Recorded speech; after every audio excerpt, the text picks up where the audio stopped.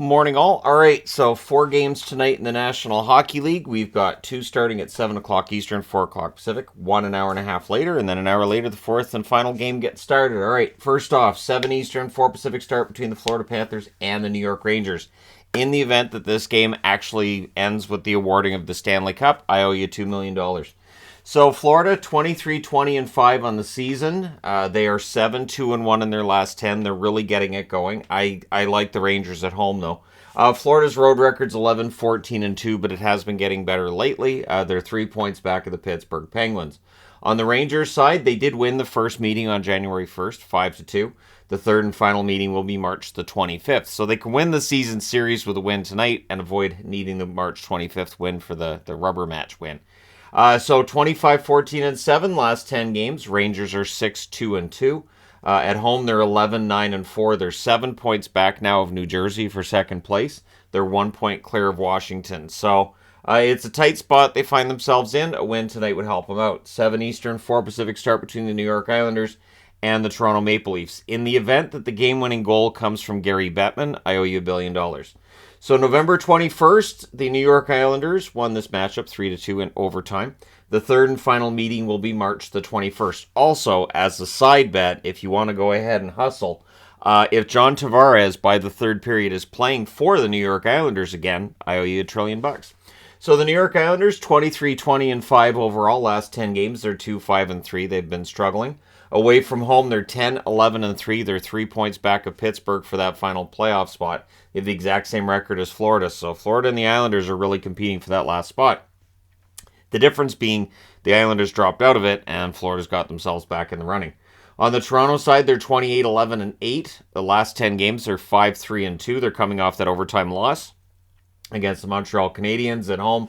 They're 17-3-4. They're 14 points behind Boston, because the entire league is that far behind Boston, it seems, and they're 5 points clear of Tampa Bay. I can't explain Boston, and I'm a Bruins fan. I don't understand what's happening. 8:30 Eastern, 5:30 Pacific start between Buffalo and Dallas.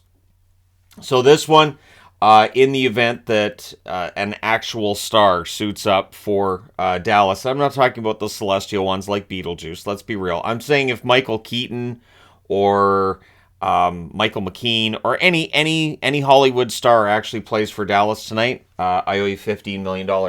So this is the first of 2 meetings. They'll meet again on March the 9th. For Buffalo, they're 23-19-3 on the season. Last 10 games, they're 5-4-1. They are better away from home than they are at home. They're 12-7-1 on the road. They're 5 points back of Pittsburgh. So they're still in the hunt. Pittsburgh's recent struggles have helped Buffalo out immensely. On the Dallas side, they're 28-13-7. They are also 5-4-1 in their last 10. They're 15-8-4 at home. They're home for a while. 4 games before the All-Star break and 4 games after. They're tied with Winnipeg atop the division. They're 9 points clear of Minnesota. As basically, it looks like it's going to be Winnipeg and Dallas right down to the wire. And Minnesota's going to be battling for third against teams like Colorado and maybe St. Louis and Nashville. Then at 9:30 Eastern, 6:30 Pacific, we get into the final game of the night, which is Columbus in against Calgary Flames. In the event that any player in this game actually spontaneously combusts, I owe you $6 million. You can never be too careful because there is a team called Flames in it, so it could happen. First meeting between these teams, Columbus won 3-1. The Blue Jackets are 14-30-2, and of course this is Johnny Gaudreau's homecoming. In the event that he ends up in a Calgary Flames jersey by the third period and pretends the whole signing never existed, I owe you $50.